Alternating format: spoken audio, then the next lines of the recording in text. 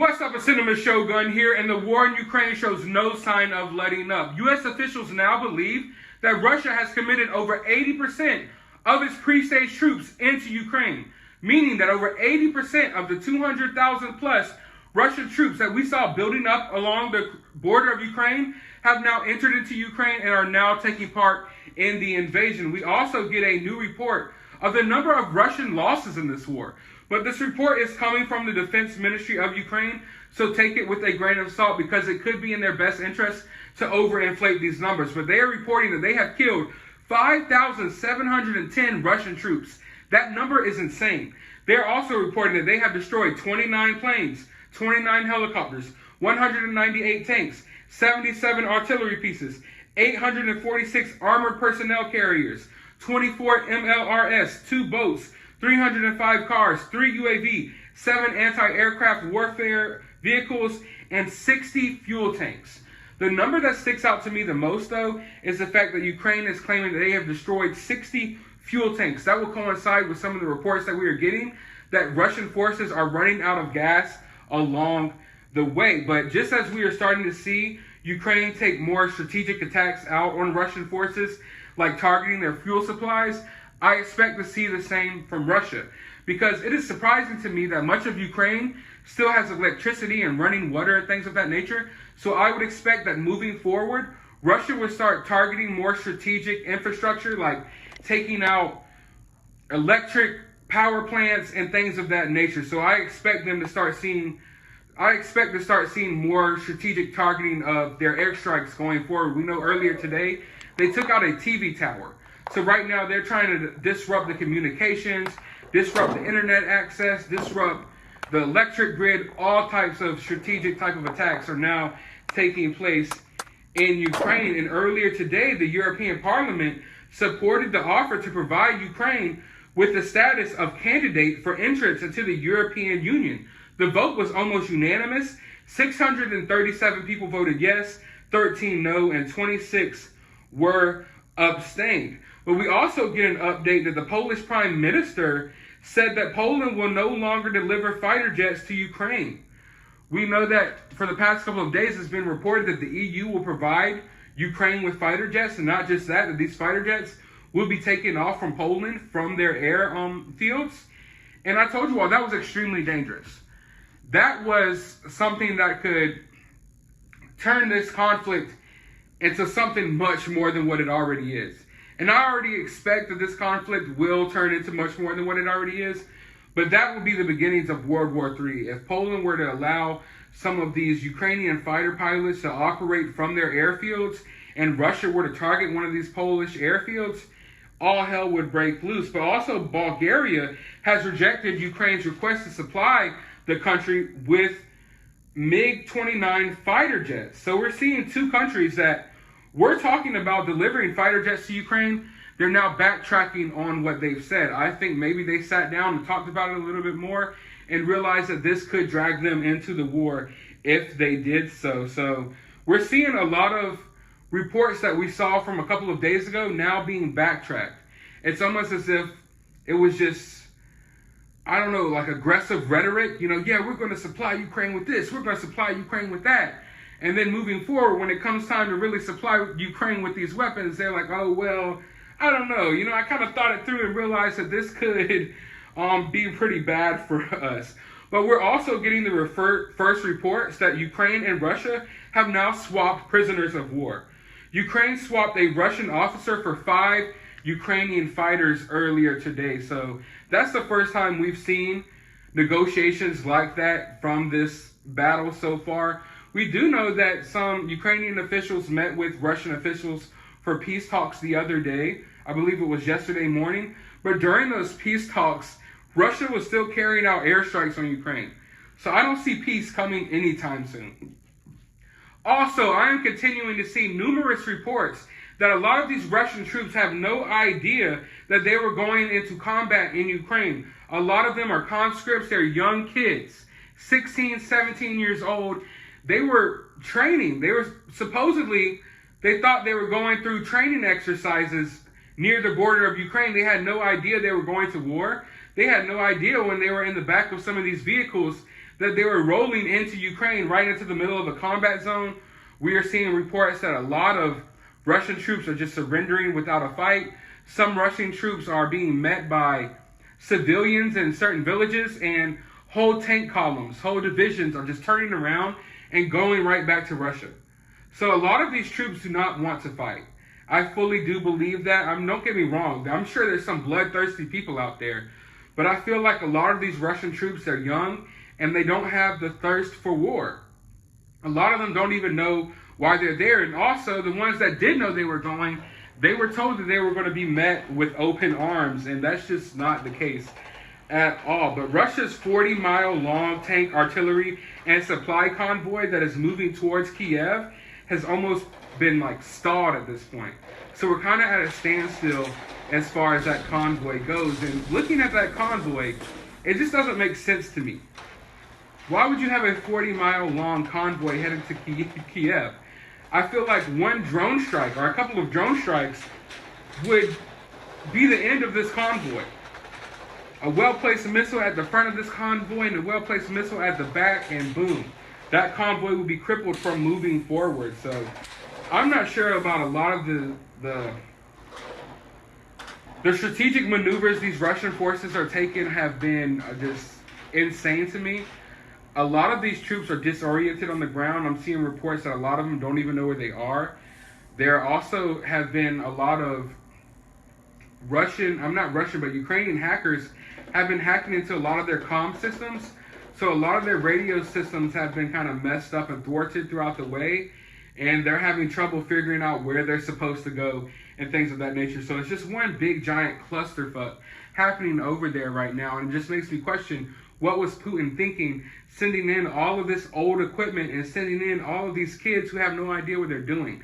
It just seems really weird to me. But possibly the biggest news that we got today was that Russian forces have struck Independence Square in the central of Kharkiv. It was a huge explosion. There are a ton of civilian casualties. I'm not sure about the number of casualties from that attack so far, but it was one of the worst explosions we've seen in Ukraine so far, right in the heart of Kharkiv. And it just goes to show what I was telling you earlier on. I think moving forward, we're going to start seeing a difference in how Russia approaches this invasion. Not only do I think we're going to start seeing more strategic strikes on critical infrastructure, but I do think we're going to see more targets on civilian areas. As bad and horrible as that sounds, I think it's reached a point now where Russia is no longer just trying to cripple the Ukrainian military. They're trying to cripple the will of the people of Ukraine. One way in doing that is targeting civilian areas. You know, the people of Ukraine, when they turn on the news and they see these town squares being totally obliterated, you know, old people walking down the street just being blown into pieces. Sorry for sounding kind of harsh there, but it's the reality of war. They're trying to break the will of the people at this point. I think going forward the next few days is going to be really bad. It's going to be really bad as far as residential areas will probably be targeted more. Because, like I said, I think it's reached the point where this isn't just a military conflict anymore. This is a conflict between one side's military and the complete other country. You know, they're not just going up against the military, like I've said from the beginning, they're going up against the people as well. So you can only imagine that we're going to start seeing targets on a lot of these civilian areas in order to try to break their will. That is the report from the ground in Ukraine, but I want to talk to you all for a moment because I think it is incredibly important that we approach this situation very carefully and cautiously. Not only is there a lot of misinformation flying around about this conflict, but there's a lot of shady shit going on in the background of this conflict. But not just that, I am starting to notice the drums of war being played. And what I mean by that is the mainstream media will show you here's a bunch of babies being born in bomb shelters in Ukraine. Don't you feel bad about it? Bum bum. Look at this old lady who was hurt in this missile strike in Ukraine. Don't you feel bad about it? Bum bum. Hey, I know you feel bad about that. Do you think that we should send help to the people of Ukraine? Bum bum. Oh, look at this missile strike in Ukraine. Isn't this horrible? Bum bum. Don't you think that we should send some of our troops to Ukraine? Bum bum. And next thing you know, what they're doing is they're drumming up your support of war. They're showing you these images, And they're matching it with a rhetoric that is getting us prepared to enter into war. Before you know it, and with your support, unknowingly, your kids, your loved ones, your friends, your family will be over in Ukraine fighting for the freedom of Ukraine. And that's what I mean by the drums of war. Right now, we are seeing them. They're creating a constant rhythm of information that they're feeding to us in order to get our support, in order to get our sympathy for the people of Ukraine, so we are more susceptible to agreeing with sending our troops over there. We're more susceptible to agreeing with whatever they have in store for us over in Ukraine.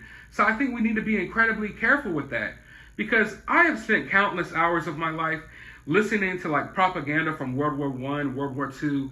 I've listened to countless hours of like radio programs and stuff from World War II, and I know how a lot of this wartime propaganda works, but at the same time, I was not ready for this level of propaganda in the digital age, so I am being hit like from every angle with all types of misinformation. I'm doing my best to bring it to you all, but I'm just noticing how the media is covering this, and the media is covering this like they want war. War is good for the news. War is good for many powerful people. There's a lot of money to be made in war. You go back and look at throughout history. Anytime there's been a big health crisis like we just went through, a big war always comes right after it. Anytime that there's been a big shift in how things are working economically, when we see, like the economy in the U.S. drop, we see the economy throughout the world take a hit, there's always a big war after it. And right now, I just think they're drumming up our support for a bigger conflict. And I'm hoping that's not the case, but I think we need to be careful, because it's easy to sympathize with the people of Ukraine. I feel bad for them. It's easy to sympathize with them. But you have to think about how delicate of a situation this is. Yeah, you feel bad for the people of Ukraine, but do you think that your son needs to die in Ukraine? Because that's the level that this is going at, folks. Like, that's where we're at now. So you have to think about that. Is Ukraine worth the destruction of the entire world? Is Ukraine worth a nuclear war? Is the government in Ukraine worth the entire world going to war? Those are questions you have to ask yourself. When you see how many people are being hurt in Ukraine, it is terrible. It is horrifying. But at the same time, you have to step back and think about the reality of the world that we're living in. The more and more these countries commit to this war in Ukraine, the more and more lives are going to be lost. And I'm not saying that Ukraine should roll over and take this aggression from Russia. I'm just saying that it's a sticky situation. It's an incredibly dangerous situation that we're dealing with here, folks, and we have to approach it as such. It's easy to be like, oh yeah, I support the war in Ukraine. I stand with Ukraine. We need to send as much help as possible, until you think about the consequences of what that can mean. But what I'm also starting to notice is that this is turning into one of those news stories that you can't talk about. You can't question what's going on in Ukraine without getting attacked by all these random people on social media. You can't ask questions about why this is really happening in Ukraine without people saying you're a conspiracy theorist or you're pro-Putin, just because you want to get the details of why this conflict started. Because Russia didn't just wake up and like, hey, we're going to invade Ukraine today. Something happened, there's things that happened that led up to this event. But when you try to question what happened to lead up to this event, you're being shut down. I'm seeing the same websites that try to block free speech all the time. Now they're trying to block information coming out that may give you a perspective of the Russian side of this whole conflict. I'm starting to see the same usual suspects, the same people that were so ugly and cruel during the last couple of years during this public health crisis. The same cancel culture type people are now attacking people who question anything going on in Ukraine. If you don't put a Ukrainian flag in your Twitter bio or in your name on social media, now you're a bad person. And it's turning into another one of these globalist movements. And when it turns into something like that, that's when I have to take a step back and evaluate the situation as a whole. Because it's clear that they've turned this into their next big crisis that they're going to go along with. And they've turned this into another one of those news stories that you can't really question, you can't talk about. You just have to blindly, fully support the war in Ukraine. And if you don't, you're a bad person. The same people that just blindly wanted you to accept all of this like medical propaganda that they've been putting out over the past couple of years. The same people that didn't want you to question the science now don't want you to question the war in Ukraine. And that's extremely dangerous. And I am extremely frustrated that this is what this has turned into. You know, there's a saying that goes that never let a good crisis go to waste. And they aren't letting this crisis go to waste. No, they have hijacked it now. They're going to turn it into the next global movement, just like BLM, just like a lot of the bullshit that we've seen over the past couple of years. So now everyone's going to walk around with their Ukrainian fists waved in the air, and no one can talk about what's really going on in Ukraine. No one can ask any questions. And in many ways, it's starting to look like Putin was right, at least about Ukraine being somewhat of a puppet. I feel like Ukraine is being used as a puppet to fight a war with Russia that the U.S. really wants to wage. This war that's going on between Russia and Ukraine is really a war between Russia and NATO. And Ukraine is just being used as a puppet to fight this war. And before you get all up in arms about that, get all up upset about that and what I just said, really think about it. Think about the people of Ukraine. If you really feel bad for the people of Ukraine like I do, you don't want them to be used as pawns in a war by these global elites. Because at the end of the day, both sides want war. The peace talks ended really quickly. Now all you hear is updates about more weaponry being sent, and you name it. Both sides want war. And Ukraine and the citizens of Ukraine are being used as pawns to wage this war against Russia, when really it's a conflict that's between two other superpowers. But there's a lot of details that we got to get to, you know, in this news story. And like I've stated before, I got to make a whole video just talking to you all about some of the stuff that's going on in the background in Ukraine. But it's hard to do so because even when you start questioning it, people label you a conspiracy theorist. Oh, now you're pro-Putin. I've made it clear Putin's not our friend. Putin's not our friend, and our government ain't our friend either. I don't trust Putin, and I damn sure don't trust our government. And I damn sure don't appreciate the fact that they've turned this into one of these guarded news stories. And that all of these people who were just, you know, that were just part of this other global movement a couple of years ago are now part of this as well. All the same people who've been harassing you about wearing masks and doing all this are now harassing you because you want to know what's really going on in Ukraine. But I'll talk about that more in a future video. For now, I want to know your thoughts about this down in the comments below. Pray for the people of Ukraine.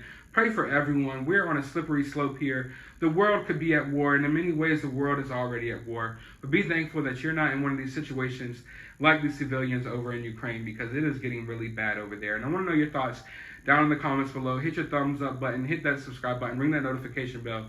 And as always, find some time out of your day to try to get this off your mind for a little bit. Go watch a movie or something.